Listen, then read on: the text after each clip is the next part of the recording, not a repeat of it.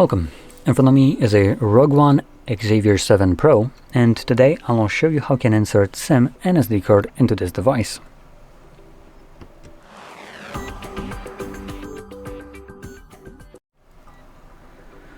So, to get started, you will need to pop out this tray, which is located on the upper left side of the device, so right over here.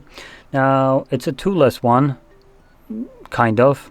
If you have strong fingernails, it's toolless. If you don't, it's going to definitely require some tool. I unfortunately don't have this strong of a fingernail to even pop this out, so I'm just going to use this. And I'm going to just straight up wedge it here, like so. And you can see it just kind of comes out enough for me to now fully pull it out.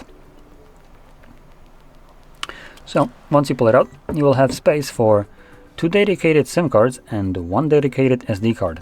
Now I'll be using only one of each. So I'll place one here and one here, and I'm good to go. Now, one thing to keep in mind, there's nothing holding these cards in place other than gravity, so be careful when inserting into the device. They might sometimes kind of, pop out of its position and start wedging themselves in when you're trying to push the tray back into the device. So if the tray is kind of resisting and doesn't want to go in, you see that the card just kind of might look a little bit out of place. Don't try to cram it in there. Make sure everything is still correctly placed. There we go. When you insert the tray back into your device, the cards should start automatically working.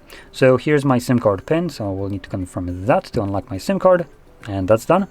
And we should also have some kind of notifications in regards to, there we go, our SD card, which is also being detected without any steps needed, additional specifically.